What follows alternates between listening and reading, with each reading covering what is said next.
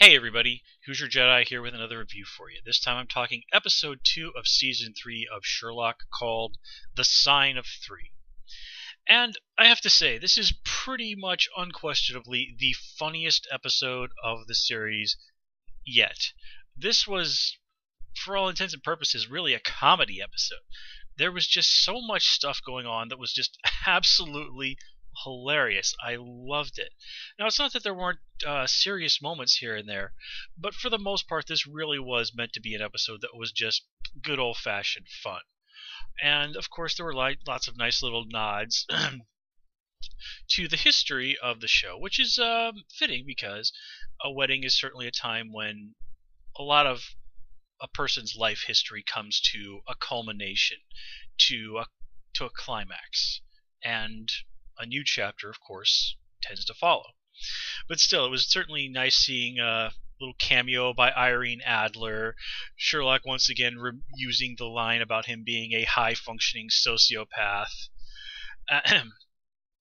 We also did get a few little nods to the Holmes mythology. Of course, this is a reference to the Sir Arthur Conan Doyle story, The Sign of Four, and frankly, I've read the story, and there's really very little this episode has in common with that episode. Although I definitely did appreciate the little bit with the dwarf with the blowgun. That was pretty awesome. And of course, that's basically part of the actual original story too. But also just all the other little funny details, like the whole elephant in the room thing. Molly's interaction with her new boyfriend, and just, of course, anything that went on when Sherlock and Watson were drunk. Oh, guys, I just do not have words for how funny that is. Although I'm a little disappointed in Watson for being such a complete and utter lightweight. And extremely impressed that they managed to go and do all that bar hopping and get back to Baker Street in the span of 2 hours. Sherlock is apparently an extraordinarily efficient party planner. But anyway, of course, the whole drunk lock thing, as I like to call it, absolutely hilarious. Though I am a little surprised that the woman who who they were working with on that case, who was a nurse, did not seem to realize that these two guys were bombed out of their minds. You'd think that somebody who works in the medical industry would be able to catch on to pretty quick and think, you know what? Maybe this detective would be better at his job when he's sober. But no, she insists on dragging the two obviously extremely intoxicated guys off onto this investigation. I mean, it's a wonder that the landlord let those guys into that place. But, well, the UK does seem to be a little bit more tolerant of public drunkenness than they are back in America. I went to college and at a party school, and the local cops did not have a very high tolerance for people being, let's just say, rowdy when they'd had a few. Then again, I could hardly blame the people who lived around the university because, well, the drunk students at my university got up to some really bad stuff more than once. So, in that instance, I can't really blame the cops for not wanting to put up with a bunch of BS from a bunch of bombed 20-somethings. So, yeah. But anyway, of course, apart from the humor, though, this episode really did serve to continue to develop Mary as a character. Now, last time around, we were introduced to her. We started getting some glimpses of what she is like as a person, and we saw that she seemed to actually mesh fairly well with Sherlock. And here we continue to develop her. We really do see that, this is basically, she's really a genuine addition to the cast. This isn't going to be like on Frasier, where Niles talks, like Niles Crane will often talk about his wife, but we never see her. like it or not, Mary is going to be an integral part of this show. And, now we know she's pregnant and there's a kid on the way. And I'm actually kind of intrigued. I really hope that the show doesn't take the cheap way out and have them killed next episode or something like that.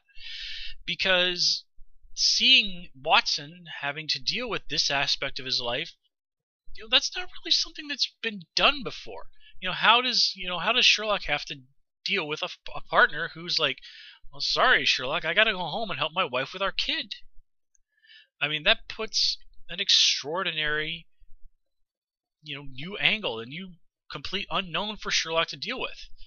Although I did like that this episode actually seems to hint that Sherlock might not actually be as bad with children as one might automatically assume. He actually seemed to get along quite well with the young ring bearer, who I believe was named Archie. And even when we were first introduced to Holmes, he was genuinely upset, extremely upset, when he thought that the Mad Bomber was going to kill a child. So, for whatever his flaws, Holmes does seem to, ease up on things a little bit around children. And another example of this episode that I was really pleased by was Sherlock's wedding speech. And of course, it started out exactly like what you think it would be, with Sherlock making a wedding speech of being an absolute disaster and insulting people and, making fun of God and all this other stuff that he does. But as it goes by, he ends up making what truly is an extraordinary speech. It really highlights his growth as a character since when we are first introduced to him. And he even basically flat out says, I am basically the biggest jerk in the entire world, and I know it. And yet, in spite of all of that, this man is my friend. And I value his friendship more than I can put into words. And this is coming from proud, high-functioning sociopath Sherlock Holmes. I mean, you can see Lestrade and Molly and Mrs. Hudson, they're all extraordinarily proud of Sherlock, that he is showing such humanity, such genuine warmth and love. I mean, Sherlock even says that Watson has saved him. I mean, what a wonderful testament. I mean, it's completely true, but it really is just such a beautiful statement of how Sherlock has indeed grown as a character over the course of the series. And I really don't have very much to say about the mystery of what was going on this time around. Honestly, the mystery of this episode really just sort of feels kind of tacked on because, it's Sherlock, so of course he has to solve a mystery. And I have to say, I won't lie, I do kind of miss the older days where where the show really was about, for the most part, trying to solve a mystery. Like, look at the Hound of the Baskervilles episode. That was, when I watch something with Sherlock Holmes, I expect that to be the focus. But this season particularly, as I mentioned last time around, is really, really focusing in on the characters.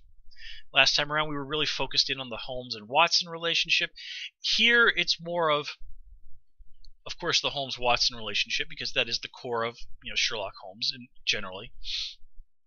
But it's also incorporating Mary into that, and taking these two characters and basically looking as if it's going to be sort of a power trio in a way from now on. So who knows on that one? I guess we'll find out next time around. And let me see here. Just looking through.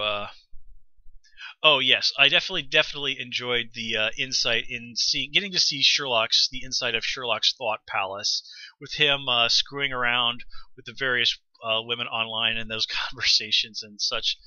That was really good stuff.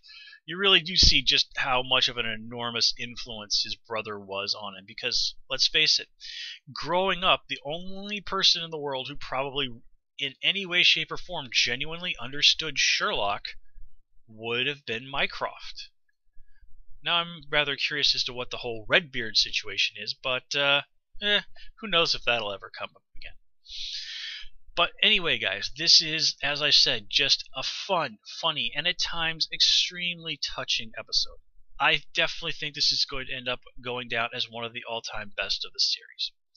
Anyway, everybody, that's all I have for you this time around.